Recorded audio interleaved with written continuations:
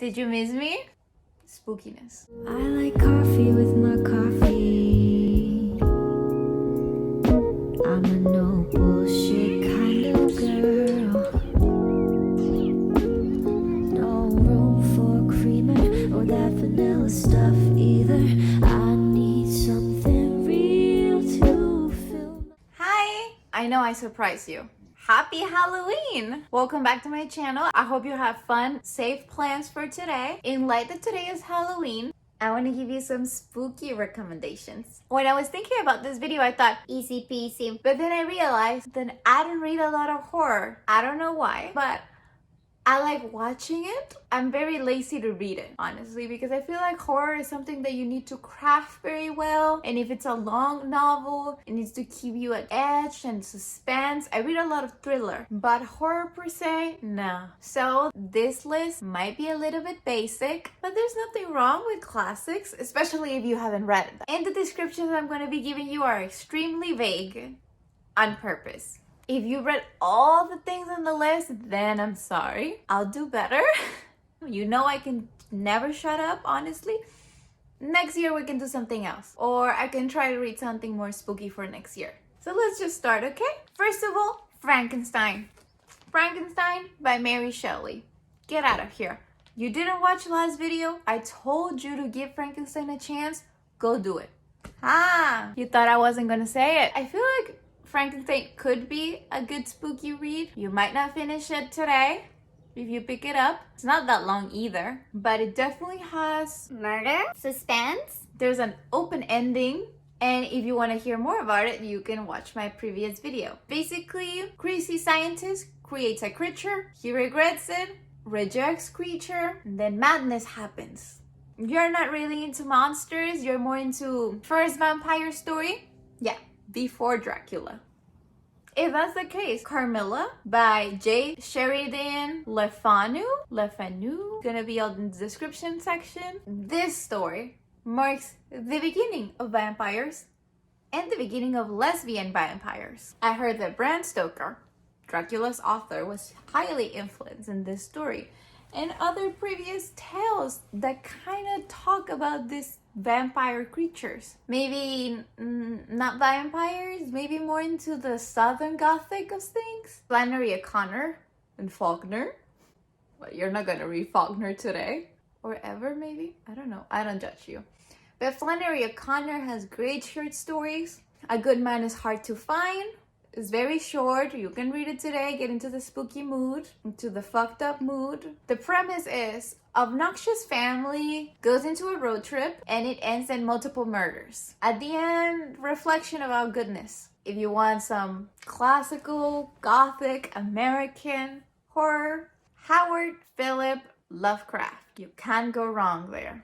Just pick any. Honestly, just Google it. It's gonna come up. Project Gutenberg has a lot of them. You can read them for free. I would recommend you Lovecraft's essay on horror named Supernatural Horror in Literature. I'll see if I can link it down below. Which is very self-explanatory. It's about the genre, and as a master in the genre, it's really interesting to read his views on terror and the usage in literature. Moving on. Maybe you're more in the Edgar Allan Poe side. Everyone is apparently. You can't just like them equally. I get you want to, or maybe you want to read more Poe, but you only get the Raven recommended and you have read it, but it's not enough for you today because it's Halloween. I have 3 short stories for you. And short stories are great because they go to the point. You can read them today. You have The Cask of Amontillado. It's about revenge and someone being buried alive. Very short. You're gonna like it. We have an unreliable narrator, which is a delight as usual. The Fall of the House of Usher.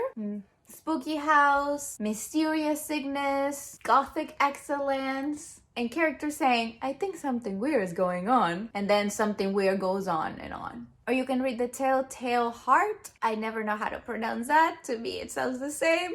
Again, unreliable narrator, classic Edgar Allan Poe, and The Making of a Perfect Crime. Like, okay, let's say that you're not into fiction today. Yeah? You want to get scared of actually fucked up people that lived among us? You can always read the classic In Cold Blood by Truman Capote, which is the investigation of the 1959 case about the Clutter family murders. It was a shocker to the American nation. What? You don't like any of those? Okay, it's fine. What about, oh, I know. You want something with a TV show, something that you can binge on after you finish reading? Because if that's what you're looking for, The Haunting of Hill House, it also has that same vibes of haunted house, paranormal activity, telekinesis, ghosts, possessions. Like, it has all of it. You can read the book and then you have it as a compliment. No? No. You mean no? Okay. Ah, en español. En español tenemos La Gallina degollada por Horacio Quiroga. A lo mejor ya la leíste en la prepa, pero siempre la puedes volver a leer. So, it will be murder due to sibling jealousy. O sea, matanza. O sea, matanza por pedos familiares. O también está La miel silvestre, también de Horacio Quiroga. If you hate bees and ants as I do, a lo mejor no lo leas, pero está más light. Oh, el almohadon de plumas. Ese me da cosita. It would be like disturbing death by mysterious causes. Ese más que miedo te da como, y quieres lavar todas tus cosas. But if that's your trip. O también, hasta como colección, de Gabriel Garcia Marquez, 12 cuentos peregrinos, which is a collection of magical realism with psychological horror. No en español. No, okay, let's go back then. Ghost stories. Oh yeah, I really like The Turning of the Screw by Henry James. I think you can also find it free somewhere in the internet in Project Gutenberg. So it's like governess gets hired to take care of 2 kids in a haunted house by the ghost of her predecessor. I know. And I don't think that would be a nice work environment. But it's a nice read. It's Henry James after all. Or maybe if you want something more Puritan, talking about the roots of evil and goodness, maybe Nathaniel Hawthorne. There's a short story, Young Goodman Brown. Man goes to the forest and sees everyone he knows engaging in evil practices. And then his life is fucked up forever. Or no, I know what you want. If you want some Stephen King, I have 3 recommendations. You have movies, you have adaptations, everyone knows about it, it's very long, you're probably not gonna finish it, but you can give it a chance to it. But maybe you can start it today, get in the mood. Or if you want something short, also with a movie, Carrie. Or if you want something that has another book afterwards, The Shining, Doctor Sleep. I'm pretty sure I don't have to tell you any of the descriptions of these books because you probably have watched the movies or know what they're about. So that will be my top 3. Or if you're not into King, but you want like something thriller, my favorite one is Dark Places by Gillian Flynn.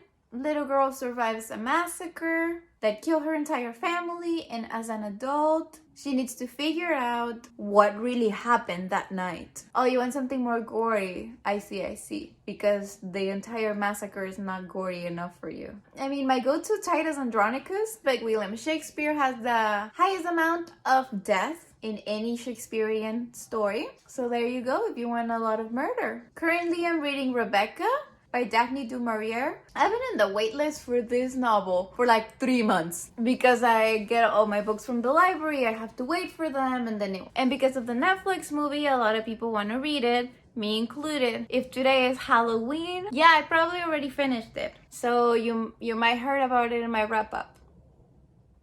But that's how it's going. I've read like half of it.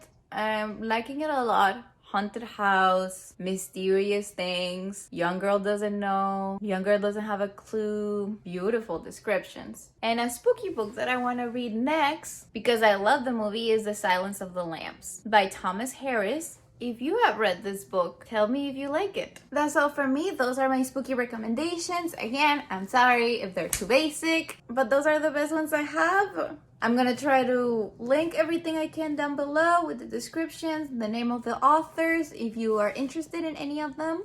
Have a nice Halloween, be safe, eat a lot of candy, keep reading, and when you are not, follow me in my socials that are linked down below. Tell me if you like the special Halloween video. I'll see you all very soon, sooner than usual. Bye!